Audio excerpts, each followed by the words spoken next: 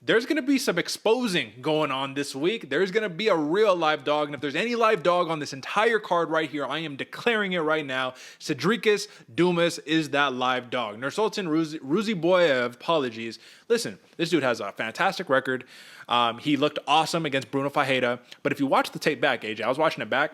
The length definitely helps, right? When you're the tallest, longest dude in the division, you catch the kick or whatever, you flip the man on his head, he smacks the back of his head on the canvas and eats a couple follow-up shots. It was an easy TKO, right? How impressed were you with that victory?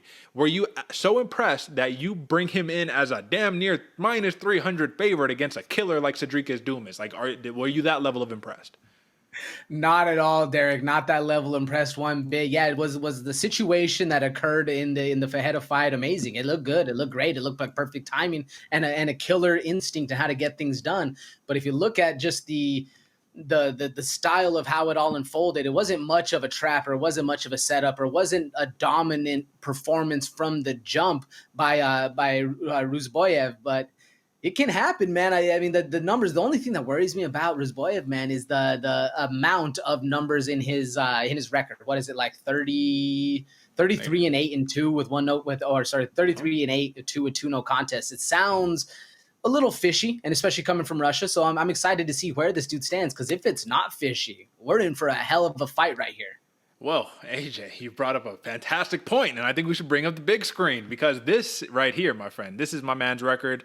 And I did some deep diving, just I'm sure the same way that you're like, let me look into this a little bit. So, folks, what you can see right here is you're going to see the records of the fighters that he fought at the time of fighting them. So the biggest win today right here, Bruno Fajeda, 10-0, right? Yeah, undefeated record. He snatched that. He starched him, right?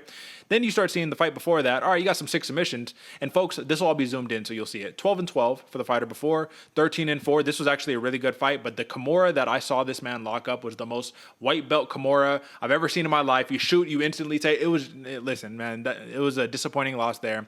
15-2, knocked him out early. All right, cool. Then the records start degrading, right? So right here, what do we got?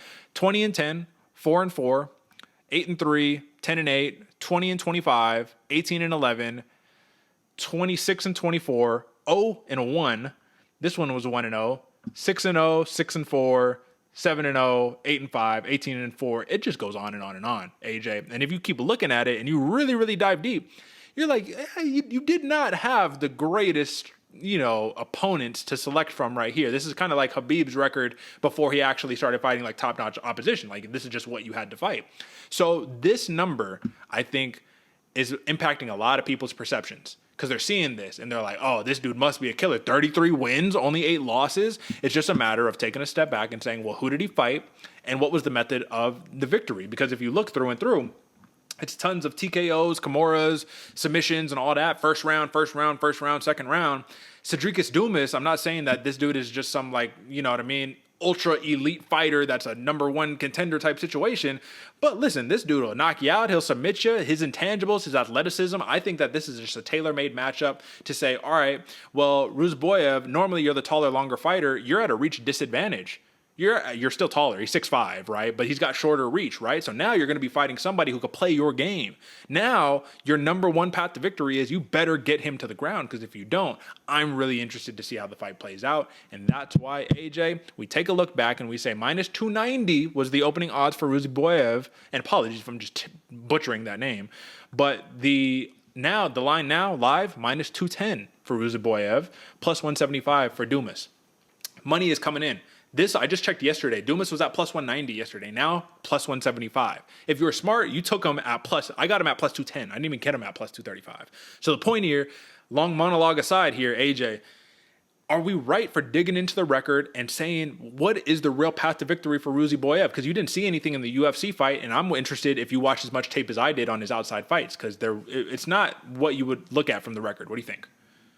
Oh, absolutely, Derek. And I don't want to discredit, because the Ruziboev, that record might be legit, right? There might be a lot of fighters in there that have that are legitimate killers out there. Right? It's nothing to take away from him. It's just a cause of it raises a couple eyebrows. And what makes me most excited is this is a great fight for Ruziboev to actually show that, hey, man, all that shit was real back there. I'm smashing people left and right. And if he does, more credit to him, man, because then we're going to be really looking at this guy, and we're not going to get him for a minus 290. 290. It's going to be like a minus 500 at some point going forward if he can get it done. I don't think, man. That's why I'm so excited to see this fight, because I do think, like you said, man, Dumas right here is a heavy sleeper, a heavy underdog, man, a live dog in this fight. That is a perfect moment for one of those ones where he's waking you up, right? And I'm not saying waking you up by realizing, oh, this guy's real. I'm saying waking you up in the back of the room because you're sleeping as you exit the cage. Dumas might be able to get this one done.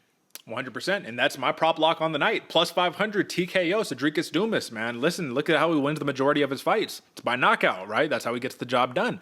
So I just think right here, and again, to kind of parrot what you said right there, no discrediting Ruziboev whatsoever. It's a matter of looking at UFC-ready competition. Did all of your time in all of the regional promotions outside of the UFC prepare you for even a 9-1 fighter in Dumas, who hasn't even had that many fights, man? But if you look at it, Abu Azaitar, Josh Fremd, and Cody Brundage. I'm not saying that this is the cream of the crop here, AJ, but what I am saying is those are three legitimately tested fighters in the UFC. Ruziboev, I have yet to see him pass the actual test. And that might sound crazy when you say, well, he just knocked out Bruno Fajeda. What do you mean? But if you watch how the fight played out, did the fight ever really get started? And this dude was had like a 10-inch reach advantage. This dude's super short. I don't know. I'm just saying. So that's my play. Sedriques Dumas, plus 500, very passionate. If you're not happy about that, literally just take him at the plus money. Like, it's super simple in terms of the equation right here. This is the one I've been struggling on here, AJ. This is the play that I want your opinion on. If you take a look, and I'm bringing up the big screen right here, and we look at the overs, over one and a half rounds is plus money. And I'm just like, man, I want to smash that. But on the other hand, I could see a knockout happening quick. And then if Ruziboev is as good as he is, as everybody is saying that he is, couldn't you see it early, take him down, submit him, right? So what is your thoughts on the over and under? Because that's given me the hardest time throughout this entire matchup. Yeah, that does give me a little bit of hard time right there, Derek, because instantly I see the under as being, and that's why the odds makers see it as well, as a minus 145. I see that being the most likely outcome with both fast starters right here is Dumas. I don't see Dumas really giving this guy a lot of respect, at least initially. Maybe he gets cracked up a little and then he has to play the actual game. But I see Dumas coming in here and really putting a hurt on. And the same thing going across, man, is Ruziboev needs to be able to do some damage, and he can get a submission early or knockout early. It's not unlikely, especially if his record does hold up like it does, man. A lot of first-round finishes. Fair play. Sedriques Dumas is the play for the Bloody Water podcast, and then we will keep it pushing.